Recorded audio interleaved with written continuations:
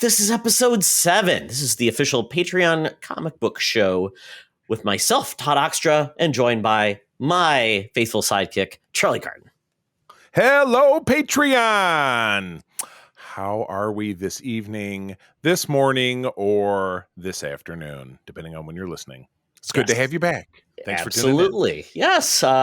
We're back with a new comic book. We'll tell you about that in a second. But we first want to thank our Patreons. This show would not exist without our Patreons. So we've got a great group that's really been supportive of this.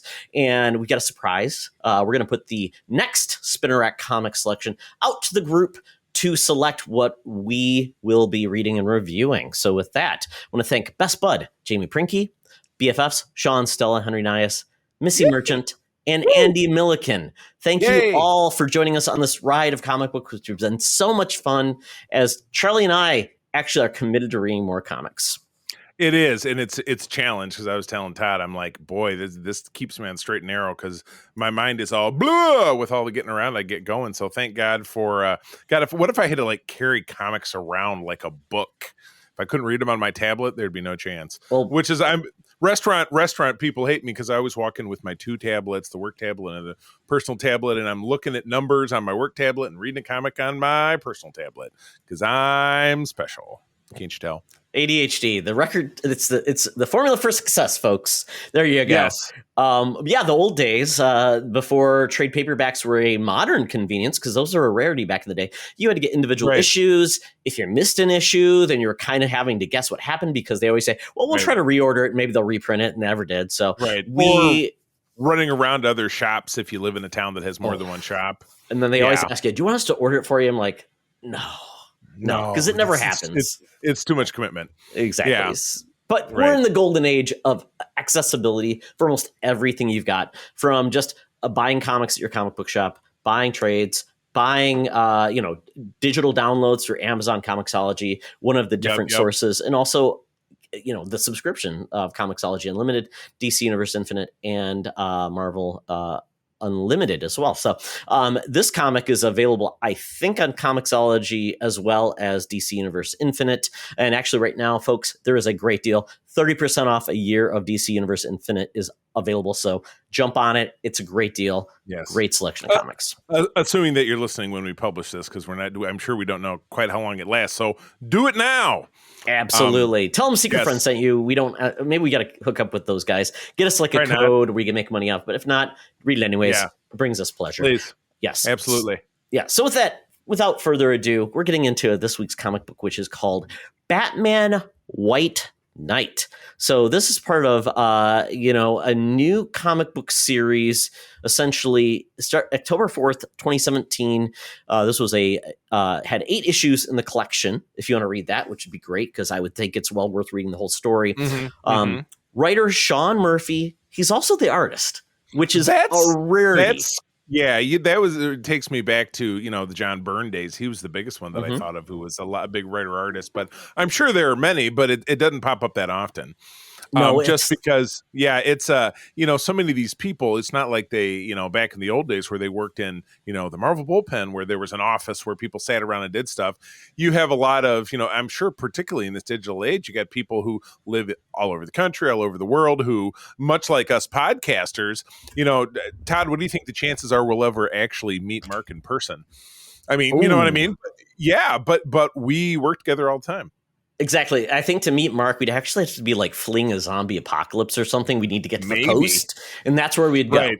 Yeah. Right. Exactly. Yeah. Because then the zombies would just keep walking. Or the other more likely prospect is we'd go to like a Comic-Con in Toronto, and that's about it, or Halifax. But how likely are we to do that? Oh, I thought more likelihood would be like it would probably be Ron Howard tracking me down, so we needed to fall off the map. Right. Yeah. You or Mark Bagley. Or Al Milgrom. Add him onto my list of people who want to kill me. When you started that pissing match with those 2 guys. Gotta love it. You know what? I gotta try. Maybe get them so mad they'll want to come on the podcast and hash it out. Right. Al Milgrom was actually one of the people we contacted once upon a time, because my friend Kurt Krug kind of knew him and set it up, and just nothing ever came of it. So maybe it's time to revisit that. I mean, Todd, if you're ready to face the music. We'll put a pin in that one right there. But getting back to Yes. Share your point, Charlie. Not many people can write and illustrate and do a very good job. Frank Miller did that at times. He's tried that. It's been so at times. But yeah, it's a very rare artist and writer that can nail this. Sean Murphy's been one of my favorite writers and artists for a long time. So I'm glad to see him take on a Batman book. He's made some other books that I absolutely love. I just love his style because it is, and that's probably a good place to start with this comic. Sean Murphy, he went to DC. He had pitched an idea to basically say, I want to make a comic book where essentially the Joker is the actual hero. And that is the premise of this book. Wow. The synopsis is he's been called a maniac, a killer, and the crown prince of crime, but White Knight? Never. Until now, set in a world where the Joker is cured of his insanity and homicidal tendencies, the Joker, now known as Jack, sets about trying to right his wrongs. Yes, Jack Napier is the hero of this tale in a way. And DC said, let's do this. And they did. And actually, this one, I read the first issue a long time ago, and I'm like, I really enjoyed this, but I didn't get back to it. So I said, let's do this one, Charlie. So we're doing this one. So this is exactly what it is. Essentially, this one opens with a very dynamic chase between the Joker and Batman. It's phenomenal. The Joker's like on a mini scooter. Right. And Batman's doing the thing, and I know this came from one of the Burton verse or Schumacher films, or the Batmobile's crunching over these like old timey roofs. Like, do you remember what I'm talking about? Like he was running over like the side of a church or something. Oh yeah, like the Batmobile is like driving up walls on roofs, chasing the Joker, and Joker's just like he's just like doo-doo-doo-doo, I'm driving and going crazy, and and by the way, Batman is wrecking all type of shit all over the place. It's a disaster. I mean, people are almost getting killed in the way, and it's just crazy. And we get to a point where and then we get to a point where, I mean, and I won't go into all the details of this. Is kind of the where we get the setup. Essentially, Batman has had enough. He stops. I mean, we got a good face off with the Joker, but essentially, Batman's just had too much. He essentially goes to town on the Joker, beats the crap out of him to a living pulse, and at that point, going forward, someone brought forward, and I'm trying to remember this part. Did someone bring the pills forward, or did he have them on him? God, now I can't remember, because I feel like I read the first. You're like, let's do this, like 3 weeks ago, and then you went on your vacation. So I read like the first issue like a month ago. I told you, pace yourself. Well, and I read the rest of it like 3 nights ago. So the rest of it is very fresh. But eventually, I mean, much like in the description, he takes a miracle drug that turns him into a normal dude. Well, he doesn't take it. Yeah. Batman essentially says, I've got, these pills? And he jams a ton down his throat as he's almost dying. Right. But he does have to continue to take them. It's medication, it's not a cure. It's what's the word I'm looking for? A vaccine of sorts. It's a maintenance drug. It's a maintenance drug. You have to continue to take it. If you fall off, your symptoms will come back. Right, exactly. So, this spirals into kind of what you would always expect. In some circumstances that basically turn Batman into the bad guy, you find out that there's this, not to give away all the plot points, but you find out that there's this multi-billion-dollar repair fund out there that is funneled by politicians and rich folk to simply rebuild Gotham every time Batman and the Bat Fam destroys it. And nobody knew about this. Understandably, people really don't like it very much because it's funneling money away from the public, billions at a time, to basically take care of what Batman is essentially doing to protect the city. So it's like, but the city's, I mean, Gotham is, I don't know who's moving to Gotham, but or staying. I mean, my dad grew up in Detroit, and around the riots of the 60s and the White Flight. I mean, people leave. They weren't flocking. They were like, well, we're going to stick it out in Detroit. People are coming back now. I was in Detroit just last couple of days, and there are parts of downtown Detroit that are absolutely fantastic, and there are parts of the outskirts that are absolutely not fantastic. So wait, Charlie, you're saying, despite the efforts of Detroit's protector, Count Scary, it didn't work? I had that LP when I was a kid. I loved it. TV 50, Yes. because my mom worked in the business. She worked for an advertising rep firm. So I don't know if I ever met him, but I did. I had a 45. Yeah, he was a local person. So, folks, Yeah. if you're from the area of Michigan, Yes. there was Count Yeah. Scary. He was kind of like a pseudo jokey movie host, and Right. he got a following. Like he'd go to like Wendy's Yeah. to get like 3D glasses that he would say, watch my this God. movie in scary 3D. So you go to Wendy's and Oh spell my 50 gosh. cents. You get 3 Did glasses. Did you was that also on channel 66, or did you see that on TV No, it was 50? channel 50. So I got TV Yeah. 50. I got channel 66. Got channel 20. Those are like Oh. 2 Detroit stations and one And then a Flint Flint station, yeah. local. Yeah, 66. Yeah. But despite the efforts of Count Scary, yes. So this is all about Jack Napier now. He's got that Yeah. identity. Trying Right, to which was, yeah. of course, the bat name, the Joker's name, Jack Nicholson's name from Batman '89. Yep. Which I don't know. Did they invent that name for that film, or had it been around? It feels like it was invented.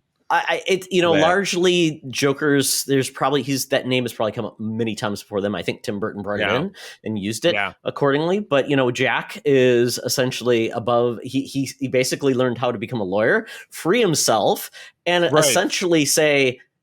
And he's never been convicted of any more than just a larceny or really petty crimes. That's what we found. Right. Never convicted of murder, robbery, major. Right. So he essentially got himself off and kind of put it against the police force for allowing Batman to be basically allowed to be a vigilante.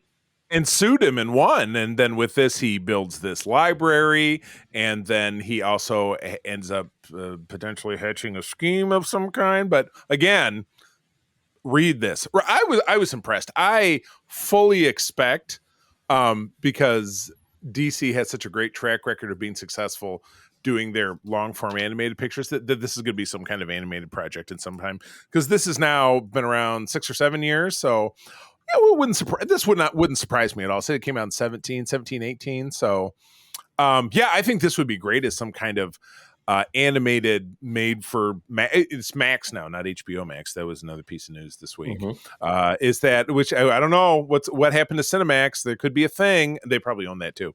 But anyway, I digress. I feel like this is going to be an animated picture because there's a lot of talent in this. You have big players, Clayface, Mad Hatter, Neo Joker, all the Rogues gallery is in this. Galaxy, yes, in a way that's really clever and a tactic I had never thought before, and it's so well done and so cool and fun. I'm like, this is so neat. I love it. I know. No, they nailed it. I love this, and again, I love DC Elseworlds tales because I'm steeped in Marvel, and and if you're enjoying my background here, you see a lot of the mix. But Marvel's what I was raised on, and I feel pretty steeped in that lore and that culture that I feel comfortable dropping in, even if it's something that's not. But with DC, so wide and so around so much longer, and in a lot of ways so much more absurd and ridiculous, with all the covers we talk about on our show, like here's Adventure Comics from 1942, and Superman is fighting, the Postman or something. I don't know. Or, he's fighting the United Nations or whatever. It's just they did a lot of crazy stuff back in the day. And then there was Crisis, and it's canon and it's not canon again. And here's another Crisis. So you just don't really know which way is up with regular DC continuity. But when you have your Elseworlds tale, it embraces what I've always been super fond of over on the Marvel side, which is that what if, that one-off. You don't have to know anything going in, or maybe there's a couple of panels that said, well, in the original history, I'm looking at a poster in the corner here, the Green Goblin killed Gwen Stacy by throwing her off a bridge. But in this continuity, Spider-Man grabbed her and saved her life, and this is what happened afterwards. And it was 1 or 2 issues, and then you moved on to something completely different. So that's what's awesome about this. Standalone story, no background. All you need to know, Batman's a guy. He's a vigilante. Joker is his main nemesis. And it just Harley Quinn, which we get two versions of Harley Quinn in this. And the duality of that. And you learn a little bit about, love and true love and hate and all this different stuff. There's just a lot of emotions. It's a very emotional deal, this whole thing, and the relationship between Alfred and Batman is examined, and Batman and the original Robin, Nightwing, and then Batgirl, and just a lot of family stuff going on in this, which is really, it's what Batman at the core of it has always been about Alfred, being the surrogate father of Bruce Wayne. Same thing with, Bruce being the surrogate father to Dick, and so on and so forth. So, and those are the only two members of the Bat family that we see is just Robin and Batgirl, really. Yeah. Batgirl and Nightwing are the only two. We don't get points. We don't get any other members brought in, which is fine. Yeah. I think they nailed the cast, the central cast, correctly. They brought in enough unique characters that made it feel fresh, like Neo Joker, and I like the way they handled Harley. That was really cool. Yeah. Because there's two essentially Harley Quinns in this, and one is essentially the Neo Joker, which is, I didn't dig that title. I thought it'd be a Neo Harley. Yeah. Maybe it would have been a better name for it. But this is essentially a struggle between two women that love one guy and two personas of him, which is really neat. Yeah, that was back in the 80s in particular. That's the way it was with in Spider-Man with Mary Jane, who loved Peter Parker, and the Black Cat, who loved Spider-Man, and couldn't do it. Black Cat in particular couldn't deal with the difference. So she would just put your mask back on. I can't take it. So it's the same kind of thing. So not quite so extreme, where this was, of course, like anything with Harley and the Joker is very extreme. So yeah. Absolutely. But I really dug this. This was great.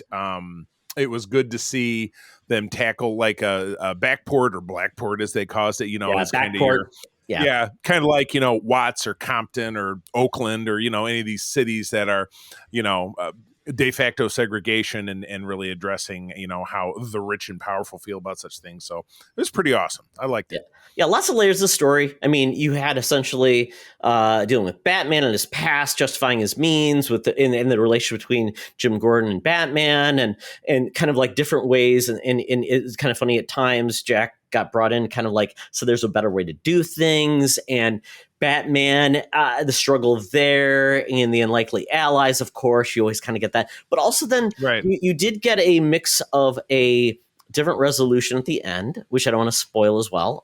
Yes. But it really made for an interesting read in many different layers, even with Thomas Wayne and his relationships and some of the things he did with certain villains in a way. And we always worried about Thomas Wayne. Is he really the villain? Did he kind of did he pull strings to set himself up? Yeah. So I thought they covered a lot of really cool things, and a lot of things were revealed. The art was great. Different beats were great. And I don't want to be like effusive. Like, this is just great. Like Chris Farley, what was great? This was all great. But that was awesome. Exactly. Do you remember when Batman drove the Batmobile into that church? Yes, I do. Awesome. That was awesome. Yeah, exactly. Yeah, so it was great.